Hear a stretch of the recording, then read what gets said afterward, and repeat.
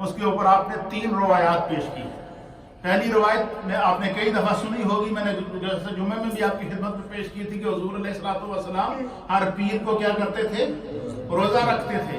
اور سرکار سے پوچھا گیا کہ آپ روزہ کیوں رکھتے ہیں؟ تو اللہ کے حبیب نے فرمایا کہ ذاک یوم ولدت فیہ، کہ اس دن مجھے پیدا کیا گیا، اس لیے اللہ کی بارگاہ میں شکرانے کے طور پر روزہ رکھتا ہوں. پھر فرماتے ہیں دوسری روایت، مولا علی قاری فرماتے ہیں دوسری روایت یہ ہے کہ نبی اکرم صلی اللہ تعالیٰ علیہ وسلم نے خود اپنی ولادت کو، اپنے میلاد کو بیان فرمایا. کیسے بیان فرمایا؟ کہتے ہیں قال رسول اللہ صلی اللہ تعالیٰ علیہ وآلہ وسلم، کہ اللہ کے حبیب علیہ الصلوۃ والسلام نے فرمایا، حضور نے فرمایا کہ انا دعوت ابی ابراہیم و بشارت عیسیٰ وانا ابن ذبیحتین. سرکار نے فرمایا کہ میں ابراہیم علیہ الصلوۃ والسلام کی دعا کا نتیجہ کیا ہوں. ابراہیم علیہ السلام نے کب دعا مانگی تھی میلاد مصطفیٰ کی؟ جب خانہ کعبہ تعمیر کیا. خانہ کعبہ تعمیر کر کے جب مکمل ہو گیا تو اللہ کی بارگاہ میں دعا کی، ربنا وابعث فیہم رسولا، اے اللہ میں نے کعبہ بنا دیا، رب میری اولاد میں سے ایک ایسا رسول پیدا فرما، ایک ایسا کعبے کا متولی پیدا فرما کہ قیامت تک اس کعبے کی حفاظت کر سکے. حضور فرماتے ہیں کہ میرے والد حضرت ابراہیم علیہ السلام نے میری پیدائش کی دعا مانگی تھی، اور اللہ نے حضرت ابراہیم کی دعا کے صدقے مجھے اس دنیا میں پیدا کیا ہے. ابراہیم علیہ السلام کی دعا کو اللہ نے قبول کیا ہے. تو ہم اس نبی کے امتی ہیں کہ جس کی آمد کی دعائیں انبیاء نے مانگی ہیں، جس کے میلاد کی دعا ابراہیم علیہ السلام مانگ رہے ہیں. اور سرکار فرماتے ہیں کہ صرف یہی نہیں کہ میں دعائے ابراہیم ہوا بشارت و عیسیٰ، فرمایا میں وہ محمد عربی ہوں کہ جن کی آمد کی بشارت عیسیٰ علیہ السلام نے دی تھی. عیسیٰ علیہ السلام نے آپ کی جو ہے وہ آنے کی بشارت دی تھی، اور اس منظر کو قرآن بیان فرماتا ہے. اور حضور فرماتے ہیں کہ انا ابن ذبیحتین، میں 2 ذبیحوں کا بیٹا ہوں، ایک حضرت ابراہیم علیہ السلام اور ایک حضرت عبداللہ رضی اللہ تعالیٰ عنہ، آپ کے والد ماجد. سرکار دو عالم صلی اللہ علیہ وسلم اس حدیث میں حضرت مولا علی قاری فرماتے ہیں کہ خود اپنا میلاد بیان فرماتے ہیں. تیسری حدیث آپ فرماتے ہیں کہ حدیث، اور اس حدیث کو امام مسلم نے روایت کیا ہے، امام ترمذی نے روایت کیا ہے. فرماتے ہیں وعن واصلہ تبن اسقا، حضرت واصلہ بن اسقا رضی اللہ تعالیٰ عنہ بیان کرتے ہیں کہ یقول، کہتے ہیں کہ سمیعت رسول اللہ صلی اللہ تعالیٰ علیہ وآلہ وسلم، کہ سرکار دو عالم صلی اللہ علیہ وسلم کی مجلس لگی تھی، میں نے سرکار کو فرماتے ہوئے خود اپنے کانوں سے سنا. کیا سنا؟ اللہ کے حبیب علیہ الصلوۃ والسلام نے فرمایا، یقولو، کہ سرکار دو عالم صلی اللہ علیہ وسلم نے فرمایا اپنا خود میلاد بیان کرتے ہوئے، اپنی ہسٹری بیان کرتے ہوئے، اپنا مقام بیان کرتے ہوئے، اپنا مرتبہ بیان کرتے ہوئے فرمایا ان اللہ اصطفیٰ کنانۃ. حضور علیہ الصلوۃ والسلام نے فرمایا کہ اللہ تعالیٰ نے خاندانوں میں سے، قبائل میں سے قبیلہ کنانہ کو چنا. کیا کیا؟ فرمایا کہ ان اللہ اصطفیٰ کنانۃ من ولد اسماعیل، حضرت اسماعیل علیہ السلام کی اولاد میں سے ایک خاندان تھا جس کا نام کنانہ تھا. ان کی اولاد میں سے ان کے ایک بیٹے تھے جن کا نام کنانہ تھا، اور انہی کے نام سے بنی کنانہ تھا، قبیلہ تھا. حضور نے فرمایا کہ اللہ تعالیٰ نے اسماعیل علیہ السلام کی اولاد میں سے کنانہ کو منتخب کیا. اسماعیل علیہ السلام کی اولاد میں سے قبیلہ کنانہ کو اللہ نے منتخب کیا. پھر فرمایا کہ وَاصْطَفَىٰ قُرَيْشًا مِّن کِنَانَةَ، پھر کنانہ قبیلہ میں سے اللہ نے قریش کو منتخب کیا. خاندان قریش کو، سرکار خاندان قریش سے تعلق رکھتے تھے. حضور فرماتے ہیں کہ اسماعیل علیہ السلام کی اولاد سے اللہ نے کنانہ کو منتخب کیا، کنانہ میں سے اللہ نے قریش کو منتخب کیا، اور فرمایا وَاصْطَفَىٰ مِن قُرَيْشٍ بنی ہاشم، پھر اللہ تعالیٰ نے قریش میں سے بنی ہاشم کو منتخب کیا. کیا کیا؟ قریش میں سے بنی ہاشم کا انتخاب کیا. وَاصْطَفَانِي مِن بنی ہاشم، پھر بنی ہاشم میں سے خدا نے مجھ مصطفیٰ کا انتخاب کیا. اب اس حدیث میں سرکار کیا بیان کرتے ہیں؟ اپنا پورا خاندانی پس منظر بیان فرما رہے ہیں کہ میں کس کس خاندان سے تعلق رکھتا ہوں، تو پتہ چلا اس حدیث کا مفہوم کیا ہے۔ اس کا مفہوم یہ ہے کہ سرکار دو عالم صلی اللہ علیہ وسلم نے فرمایا کہ میں حضرت آدم علیہ السلام سے لے کر حضرت ابراہیم علیہ السلام اور حضرت اسماعیل علیہ السلام سے لے کر جو ہے وہ خاندان بنو ہاشم تک جتنے بھی خاندان میری نسل سے چلے آ رہے ہیں، ان تمام کو اللہ تعالیٰ نے تمام انبیاء کے خاندانوں سے منتخب کر دیا تھا، اعظم کر دیا تھا، اعلیٰ کر دیا تھا۔ کیوں؟ کہ اس خاندان میں سرکار دو عالم صلی اللہ علیہ وسلم کی ولادت باسعادت ہوئی۔ پھر حضرت مولا علی قاری رحمۃ اللہ علیہ فرماتے ہیں کہ نبی پاک صلی اللہ علیہ وسلم کے میلاد کی جو محفل ہوتی ہے اس کا فائدہ کیا ہے؟ چند باتیں، دو چار اور باتیں کر کے پھر میں ذکر کی طرف بڑھتا ہوں۔ بڑی پیاری محفل ہے اور اس میں نبی پاک کی ولادت کا آپ دو چار حوالے اور سنیں گے تو مزہ آئے گا۔ فرماتے ہیں کہ نبی پاک صلی اللہ علیہ وسلم کے میلاد نبی صلی اللہ علیہ وسلم کا فائدہ کیا ہے؟ فرمایا حضور علیہ السلام کا جب میلاد کی محفل ہوتی ہے تو ہر ایک زبان پر سرکار پر درود و سلام جاری ہو جاتا ہے۔ کیا ہو جاتا ہے؟ سرکار کی محبت میں لوگ کیا کرتے ہیں؟ کثرت سے صلاۃ و سلام پڑھتے ہیں، کثرت سے درود و سلام پڑھتے ہیں، کثرت سے نبی پاک پر درود پڑھتے ہیں۔ اور فرمایا کہ یہ نبی پاک صلی اللہ علیہ وسلم کا اور یہ محفل میلاد نبی پاک صلی اللہ علیہ وسلم پر درود کے پڑھنے کا محرک بنتی ہے، باعث بنتی ہے، سبب بنتی ہے۔ اور فرمایا کہ درود پاک پڑھنا یہ اللہ تعالیٰ کو مطلوب ہے اور اللہ تعالیٰ کا حکم ہے۔ اللہ فرماتا ہے ان اللہ و ملائکتہ یصلون علی النبی یا ایھا الذین آمنوا صلوا علیہ وسلموا تسلیما۔ اور فرمایا کہ نبی پاک صلی اللہ علیہ وسلم پر درود و سلام پڑھنا یہ شرعاً مطلوب ہے۔ تو نبی پاک پر میلاد کی مجالس میں آپ پر درود و سلام پڑھا جاتا ہے۔ فرمایا کہ یہ ضرورت شرعی ہوا، اس لیے نبی پاک صلی اللہ علیہ وسلم کا میلاد منانا یہ باعث ثواب بھی ہے، باعث برکت بھی ہے، اللہ کی رضا کا سبب بھی ہے، فرشتوں کی رضا کا سبب بھی ہے۔ فرمایا کہ اللہ اس بندے سے خوش ہوتا ہے جو نبی پر درود پڑھتا ہے، اور نبی پر جو درود پڑھتا ہے خدا اس سے کیا ہوتا ہے؟ خوش ہوتا ہے، اللہ کے فرشتے بھی اس سے خوش ہوتے ہیں۔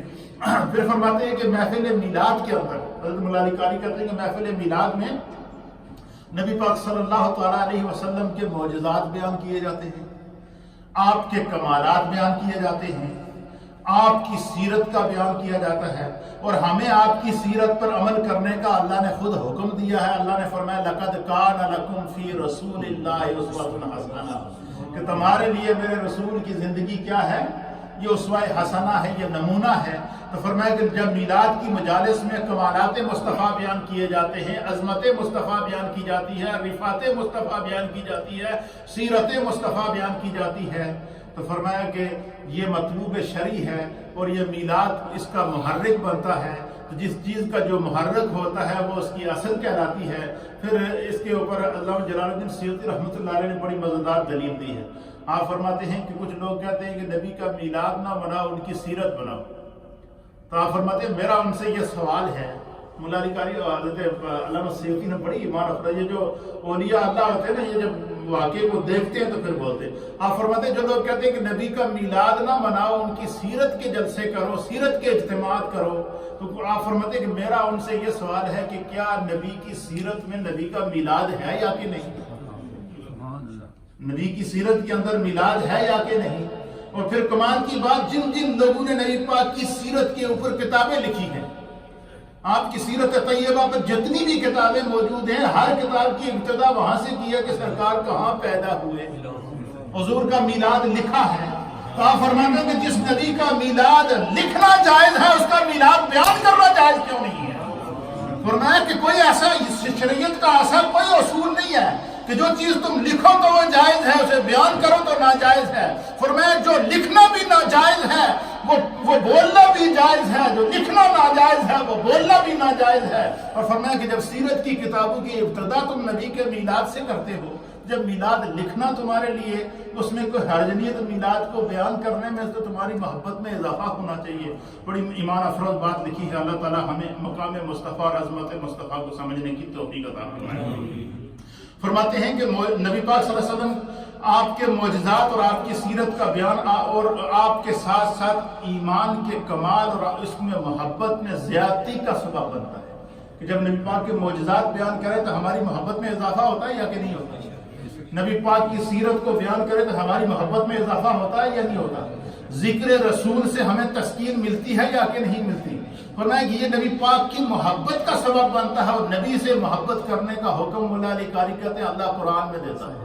اللہ فرماتا ہے وَإِن كُنتُمْ تُحِبُّونَ اللَّهَ فَاتَّبِعُونِی، کہ اگر تم اللہ سے محبت کرنا چاہتے ہو، اللہ کا قرب حاصل کرنا چاہتے ہو، اللہ کی رحمت سے اپنے آپ کو مالا مال کرنا چاہتے ہو، تو فرمایا خدا کی رحمت تمہیں جب ملے گی کہ تمہارے دل، فرمایا خدا کی رحمت کا اس میں آسان الفاظ ٹرانسلیٹ کر دینا، اس آیت کا مفہوم ہے کہ خدا دی رحمت اس سے نو ملے گی جس کے دل میں نبی دی محبت ہوئے گی، جو نبی پاک کو روح و دل سے تسلیم کرتا ہوگا۔ اور یہی وجہ ہے کہ اللہ تعالیٰ نے قرآن حکیم فرقان مجید میں دوسرے مقام پر فرمایا قُلْ إِنْ كَانَ آبَاؤُكُمْ وَأَبْنَاؤُكُمْ وَعَشِيرَتُكُمْ وَإِخْوَانُكُمْ وَأَزْوَاجُكُمْ وَأَمْوَالٌ اقْتَرَفْتُمُوهَا۔ اللہ بیان کرتا ہے کہ انسان کو زندگی میں کس سے محبت ہوتی ہے؟ اپنے آپ سے ہوتی ہے، اپنی اولاد سے ہوتی ہے، اپنے مال سے ہوتی ہے، اپنے کاروبار سے ہوتی ہے، اپنے رشتہ داروں سے ہوتی ہے، اپنے بچوں اور اولاد سے ہوتی ہے۔ سورہ توبہ کی آیت ہے، سورہ توبہ کے اندر اللہ نے یہ ساری جو انسان جن چیز سے محبت کرتا ہے ان محبت کی ساری علامات کو اللہ نے گنتی کرا دیا، اور اللہ نے فرمایا کہ یہ ان کی محبت تمہیں اس صورت میں اللہ کی بارگاہ میں قبول ہوگی، تمہارا مال بھی اللہ اس صورت میں اللہ کی بارگاہ میں قبول کرے گا کہ تم محبت رسول تمہارے پاس ہو، تمہاری اولاد کو بھی اللہ اسی صورت میں اپنی بارگاہ میں قبول کرے گا کہ تمہارے پاس محبت رسول کا خزانہ موجود ہو، تمہارے کاروبار کو بھی اللہ اسی صورت میں قبول کرے گا کہ تمہارے پاس محبت رسول کا جذبہ اور ایثار موجود ہو۔ تو فرمایا کہ اللہ تعالیٰ قرآن کے اندر اصول بیان فرماتا ہے کہ کائنات کی ہر شے سے بڑھ کر جب تم مصطفیٰ سے محبت کرو گے تو تمہارا مال بھی اللہ کو قبول، تمہاری اولاد بھی اللہ کو قبول، تمہارے اقتدار اور اختیار بھی اللہ کو قبول۔ تو حضرت مولا علی قاری فرماتے ہیں کہ میلاد کی محفلوں کے ذریعے کچھ اور پتہ چلے نہ چلے، نبی پاک کی محبت ضرور ملتی ہے، محبت کی دولت کا پیغام ضرور ملتا ہے۔ تو فرمایا کہ میلاد کی محفل نبی پاک کی محبت کا ذریعہ ہوئی، اور نبی پاک کی محبت یہ قرآن کا حکم ہے، نبی پاک سے محبت کرنا اللہ کا حکم ہے۔ خود رسول اللہ صلی اللہ تعالیٰ علیہ وآلہ وسلم نے ایمان کا معیار بیان کر دیا کہ معیار بیان کر دیا کہ قُلْ لَا يُؤْمِنُ أَحَدُكُمْ حَتَّى أَكُونَ أَحَبَّ إِلَيْهِ مِنْ وَالِدِهِ وَوَلَدِهِ وَالنَّاسِ أَجْمَعِينَ۔ فرمایا کہ تم اس وقت تک کامل مومن ہو سکتے ہی نہیں جب تک کہ اپنے آپ سے، اپنی جان سے، اپنے مال سے، اپنی اولاد سے بڑھ کر مجھ مصطفیٰ سے محبت نہیں کرو گے۔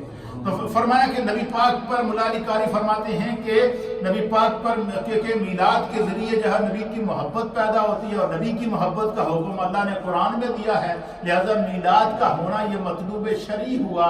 جو میلاد وہی منائے گا جس کے دل میں رسول اللہ کی محبت ہوگی، اور ایمان اسی کا کامل ہوگا جس کو رسول اللہ سے سچی محبت ہوگی۔ یہ نہیں ہو سکتا کہ یا رسول اللہ، یہ نہیں ہو سکتا، یہ نہیں ہو سکتا کہ بندہ کہے میں رسول اللہ سے سچی محبت کرتا ہوں لیکن آپ کا میلاد منانا شرک ہے۔ یہ دوگلی پالیسی اسلام کے اندر نہیں ہے، یہ قرآن کے خلاف ہے، یہ سیرت کے خلاف کا ہے، یہ ارشاد کے خلاف ہے، یہ محبت کے خلاف ہے، یہ نہیں ہو سکتا۔ فرمایا کہ محبت وہی کرتا ہے روح و جان سے جو جس کو سرکار دو عالم صلی اللہ علیہ وسلم سے محبت ہو۔ پھر آپ فرماتے ہیں کہ نبی پاک صلی اللہ علیہ وسلم کے میلاد میں کیا ہوتا ہے؟ اظہار سرور اور مسلمانوں کو کھانا کھلانا اور آپ کی تعریف کرنا، یہ سب چیزیں آپ کی تعظیم کو ظاہر کرتی ہیں۔ اب دیکھیں کتنی بڑی باریک بات ہے۔ مولا علی قاری کیا فرماتے ہیں کہ جب ہم نبی کا میلاد کرتے ہیں تو کیا کرتے ہیں؟ میلاد میں ہم کیا کرتے ہیں؟ اظہار سرور کرتے ہیں، نبی پاک سے محبت کا اظہار کرتے ہیں، سکون ملتا ہے۔ میلاد کے ذریعے ہم کیا کرتے ہیں؟ ہم لنگر کا اہتمام کر کے لوگوں کو کھانا کھلاتے ہیں۔ کیا کرتے ہیں؟ کھانا کھلاتے ہیں۔ پھر لوگ جمع ہوتے ہیں تو پہلے نبی پاک کی تعریف کی جاتی ہے۔ آج ہم بیٹھے ہیں، پہلے تلاوت ہوئی، پھر نعت ہوئی، پھر جب نبی پاک کی سیرت کو بیان کیا جا رہا ہے، آپ کے چہروں پر خوشیاں اور وہ خوبصورت نبی پاک کی محبت کے جلوے نظر آ رہے ہیں۔ آپ فرماتے ہیں یہ سارے کام کرنے کا جو نتیجہ ہے وہ یہی ہے کہ صرف نبی کی تعظیم ظاہر ہو، نبی کی عزت ظاہر ہو۔ فرمایا کہ نبی پاک صلی اللہ علیہ وسلم کی جو تعظیم ہے اس کا کرنے کا حکم اللہ قرآن میں دیتا ہے، اور اللہ تعالیٰ نے قرآن میں فرمایا کہ میرے محبوب کی عزت کرو، میرے محبوب کی تعظیم کرو، وَتُعَزِّرُوهُ وَتُوَقِّرُوهُ، کہ میرے محبوب کی تعظیم کرنا، توقیر کرنا یہ مومن کے ذمہ فرض ہے۔ فرمایا کہ جو اب نبی پاک کی عزت ان مجالس کے ذریعے انسان کے دل میں پیدا ہوتی ہے، اور نبی کی عزت کا حکم مولا علی قاری فرماتے کہ اللہ قرآن میں دیتا ہے۔ تو پتہ چلا میلاد کا سبب یہ مطلوب قرآن بھی ہوا، مقصود قرآن بھی ہوا، اور پھر فرماتے ہیں یہ سب چیزیں آپ کی تعظیم کو ظاہر کرتی ہیں، اور آپ کی تعظیم شرعاً مطلوب ہے۔ اللہ اکبر۔ پھر فرماتے ہیں کہ نبی اکرم نور مجسم صلی اللہ علیہ وسلم کے میلاد کی عظمت کو بیان کرتے فرماتے ہیں کہ حضور صلی اللہ علیہ وسلم نے جمعے کے دن کی فضیلت بیان فرمائی۔ آخری بات، اس بات پر میں بات کو ختم کرتا ہوں۔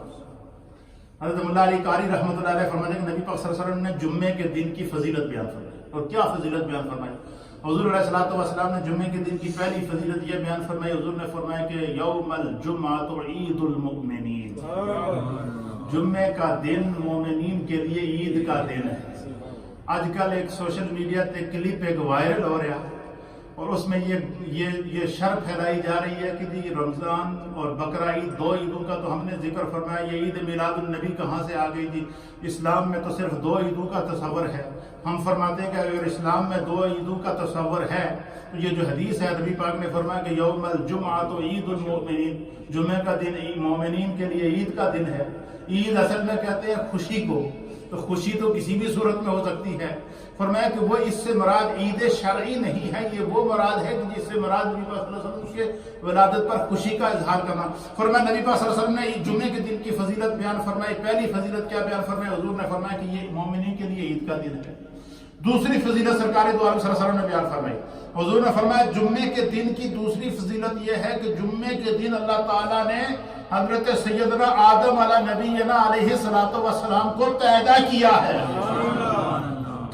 آپ سارے دانا اور بینا لوگ میرے سامنے بیٹھے ہیں، اللہ نے ہر ایک کو سوچ اور سمجھ دی ہے، عقل بھی دی ہے، سمجھنے کی صلاحیت بھی دی ہے، اور سوشل میڈیا کے ذریعے بھی اس وقت پوری دنیا میں یہ پیغام سنا جا رہا ہے۔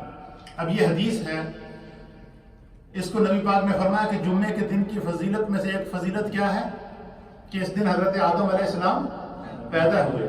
اب حضرت آدم علیہ السلام کا میلاد کون بیان کر رہا ہے؟ رسول اللہ صلی اللہ تعالیٰ علیہ وسلم بیان فرما رہا ہے۔ میلاد آدم مصطفیٰ کریم بیان فرما رہے ہیں، تو پتہ چلا کہ نبی کے میلاد کو بیان کرنا یہ نبی کی سنت ٹھہرا، کیونکہ حضور نے فرمایا کہ جمعے کے دن آدم علیہ السلام پیدا ہوئے۔ سرکار نے فرمایا کہ جمعے کے دن اللہ نے حضرت سیدنا ابراہیم علیہ السلام کو پیدا کیا۔ حضور نے فرمایا جمعے کے دن ہی اللہ تعالیٰ نے حضرت ابراہیم علیہ السلام کو پیدا کیا۔ پھر سرکار نے فرمایا کہ جمعے کے دن ہی قیامت آئے گی، جمعے کے دن ہی اس انسانیت کو پیدا کی، انسانیت کے ابو البشر حضرت آدم علیہ السلام کو پیدا کیا گیا۔ تو حضرت آدم کے میلاد کو سرکار بیان کریں، ابراہیم علیہ السلام کے میلاد کو سرکار بیان کریں، اسماعیل علیہ السلام کے میلاد کو سرکار بیان فرمائیں، تو پھر نبی کے سرکار دو عالم صلی اللہ علیہ وسلم کے میلاد کو بیان کرنا تو سرکار کی سنت ٹھہرا۔ حضرت مولا علی قاری کہتے ہیں کہ اس چیز کو سمجھنے کے لیے محبت کی آنکھ چاہیے، عشق کی آنکھ چاہیے، رسول اللہ سے سچی محبت کی آنکھ چاہیے۔ پھر فرماتے ہیں کہ یہ شرن تعظیم، شرن جو ہے وہ یہ تعظیم نبی ہے، اس لیے نبی پاک صلی اللہ تعالیٰ علیہ وسلم۔ پھر فرماتے ہیں کہ ایک اور دلیل میری نظروں سے گزری ہے، دیکھیں جو اولیاء اللہ ہوتے ہیں نا، ان کو اللہ تعالیٰ جب پردے کھولتا ہے تو ہر چیز۔ مولا علی قاری فرماتے ہیں کہ میری نظر سے ایک اور دلیل گزری، اور وہ دلیل کیا گزری؟ آپ فرماتے ہیں کہ نبی پاک صلی اللہ علیہ وسلم نے فرمایا کہ جب مجھے معراج کرائی گئی تو میں ایک ایسے مقام سے گزرا جس مقام کا نام تھا بیت اللحم۔ کہاں سے گزرا؟ بیت اللحم سے جب میں گزر رہا تھا تو حضرت سرکار دو عالم صلی اللہ علیہ وسلم فرمایا جبریل نے براق کو کہا ٹھہر جا۔ کیا کہا جبریل نے براق کو؟ ٹھہر جا۔ فرمایا براق رک گیا۔ جب براق رکا تو حضور فرماتے ہیں کہ جبریل نے مجھے کہا کہ یا رسول اللہ صلی اللہ تعالیٰ علیہ وسلم آپ براق سے نیچے تشریف لے آئے۔ حضور براق سے نیچے تشریف لائے تو حضرت سرکار فرماتے ہیں کہ جبریل نے مجھ سے کہا کہ آپ یہاں پر 2 رکعت نماز ادا کریں۔ کیا کریں؟ 2 رکعت نماز ادا کریں۔ سرکار فرماتے ہیں کہ میں نے 2 رکعت نماز ادا کی۔ کیا کی؟ میں نے ادا کی۔ تو میں نے سرکار فرماتے ہیں کہ میں نے جبریل سے پوچھا کہ جبریل یہ کون سا مقدس مقام ہے کہ جہاں پر فرشتے رک گئے؟ یہ کون سا وہ مقدس مقام ہے کہ جہاں پر فرشتے آ کر رک گئے، براق رک گیا، مجھے کہا گیا کہ نماز ادا کریں، اور سرکار کے ساتھ فرشتوں نے بھی وہاں نماز ادا کی۔ فرمایا جب نماز ادا کر چکے تو مجھے جبریل نے کہا کہ یا رسول اللہ میں آپ کو اس مقدس مقام کا تعارف کراتا ہوں. یہ بیت اللحم وہ مقام ہے، زمین کا وہ ٹکڑا ہے جس کے اوپر اللہ تعالیٰ نے حضرت عیسیٰ علیہ السلام کو پیدا کیا تھا. سفر معراج میں جبریل میلاد عیسیٰ بیان کر رہے ہیں. عیسیٰ علیہ السلام کا نہ صرف میلاد بیان کر رہے ہیں بلکہ اس جگہ کی بھی تعظیم کا حکم دیا جا رہا ہے جہاں عیسیٰ علیہ السلام پیدا ہوئے. آپ مجھے بتائیں کہ جہاں عیسیٰ علیہ السلام پیدا ہوئے اس جگہ پر سرکار اگر نوافل ادا کر رہے ہیں اور جس زمین کے ٹکڑے پر سرکار پیدا ہوئے کائنات میں اس کی عظمتوں کا کون اندازہ لگا سکتا ہے؟ اور جس چیز کو اسی لیے اللہ تعالیٰ نے ایک اصول مقرر کر دیا. اور وہ اصول کیا مقرر کیا؟ لا اقسم بہذا البلد وانت حل بہذا البلد ووالد وما ولد، کہ کائنات کی ہر شے کی قسم اللہ مکہ شہر کی قسم اس لیے کھا رہا ہے کہ اس میں مصطفیٰ کریم صلی اللہ تعالیٰ علیہ وسلم فرماتے ہیں کہ تمام علماء تمام شہروں کہ مسلمانوں نے محفل میلاد کو مستحسن قرار دیا. حضرت ابن مسعود کی حدیث ہے کہ جس کام کو مسلمان اچھا سمجھے اللہ کے نزدیک بھی وہ اچھا ہوتا ہے. مولا علی قاری فرماتے ہیں کہ جس کام کو مسلمان اچھا سمجھیں خدا کے نزدیک بھی وہ اچھا ہوتا ہے. اس لیے فرمایا کہ کائنات کے تمام کاموں میں سے سب سے اچھا کام ہی تو ذکر مصطفیٰ ہے. اور فرمایا کہ جو ذکر مصطفیٰ دنیا میں کرتا ہے اس کا ذکر اللہ عرش کے اوپر کرتا ہے. اللہ کے پیارے حبیب لبیب صلی اللہ علیہ وسلم فرماتے ہیں کہ محفل میلاد میں ذکر کے لیے جمع ہونا، نعت خوانی کرنا، صدقہ و خیرات کرنا، یہ سب کے سب نبی پاک صلی اللہ علیہ وسلم کی تعظیم ہیں، آپ کے لیے مطلوب اور محمود ہیں. اللہ تعالیٰ ہمیں جو ہے یہ سارا شرعی حکم ہے اس پر ہمیں اللہ عمل کی توفیق عطا فرمائے. اس کے اوپر علم تو ایک بہت بڑا سمندر ہے. مولا علی قاری رحمۃ اللہ علیہ نے نبی پاک کی ولادت کے معجزات پر 40 دلیلیں دی ہیں، 40 واقع، اور ان میں سے یہ چند دلیلیں 2 یا 4 5 دلیلیں میں نے آپ کے سامنے پیش کی ہیں. آپ کو سن کر آپ کا ایمان تازہ ہوا یا کہ نہیں ہوا؟ محبت کا اضافہ ہوا یا کہ نہیں؟ آخری بات یہ کہ آج جو ہے یہ شب میلاد مصطفیٰ ہے. اور علامہ جلال الدین سیوطی کہتی ہیں کہ کائنات کے اندر اللہ تعالیٰ نے ہر شے سے افضل اگر کسی چیز کو پیدا کیا تو وہ مصطفیٰ. جس وقت مصطفیٰ پیدا ہوئے کائنات کے سب وقتوں میں سے وہ وقت افضل ہے. جس گھڑی مصطفیٰ پیدا ہوئے کائنات کی تمام گھڑیوں میں سے وہ گھڑی افضل ہے. آپ صلی اللہ علیہ وسلم پڑھتے ہیں امام علیہ السلام فرماتے ہیں جس سبحان کی گھڑی چمکا طیبہ کا شام اس دل افروز ساعت پہ لاکھوں سلام. اور آپ فرماتے ہیں کہ یہ جو شب ولادت مصطفیٰ ہے یہ کائنات کی تمام شبوں سے افضل ہے، حتیٰ کہ یہاں تک کہا کہ یہ لیلۃ القدر سے بھی افضل ہے. اور اس کے اوپر دلیل کیا دیتے ہیں؟ کہتے ہیں لیلۃ القدر میں قرآن نازل ہوا اور اس رات میں صاحب قرآن اللہ نے ملا. ہمیں قرآن نبی کے صدقے ملا، ہمیں رحمان نبی کے صدقے ملا، ہمیں عزت نبی کے صدقے ملی، ہمارے گھروں میں سکون نبی کے صدقے ہیں، ہماری مسجد نبی کے صدقے آباد ہیں. اس لیے میرے دوستوں میرے بزرگوں ہر چیز کا معیار صرف محبت رسول ہے. جس دل میں محبت مصطفیٰ ہوگی کہ محمد سے وفات نے تو ہم تیرے. علامہ اقبال نے بات ہی ختم کر دی. اس نے کہا ہم اس شخص سے محبت کریں گے جو میرے نبی سے محبت کر رہے ہیں. کہ محمد سے وفات نے تو ہم تیرے ہیں، یہ جہاں چیز ہے کیا تو قلم تیرے ہیں.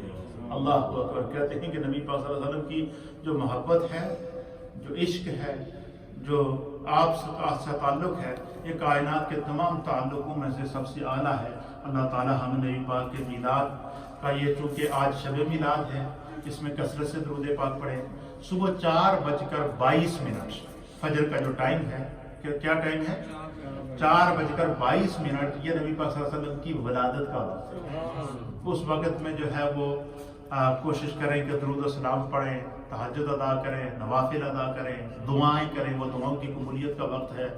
پھر کل کا جو دن ہے یہ یوم ولادت مصطفیٰ 12 ربیع الاول شریف کا دن ہے. اس میں کثرت سے درود و سلام پڑھیں اور اپنے بچوں کو ہر ایک یہ بتائے کہ آج کا دن دیکھیں. یہاں جب کرسمس ڈے آتا ہے تو وہ میسج کو کنوے کر کے ہر آدمی کے دماغ میں ڈالتے ہیں کہ یہ عیسیٰ علیہ السلام کا یوم ہے. تو ہم باحثیت مسلمان ہماری بھی ذمہ داری ہے کہ ہم اپنے بچوں کے ذہنوں میں ڈالیں کہ یہ 12 ربیع الاول یہ نبی پاک کا یوم میلاد ہے. اللہ تعالی ہمیں اس کو سمجھنے کی توفیق عطا فرمائے. تھوڑا سا ذکر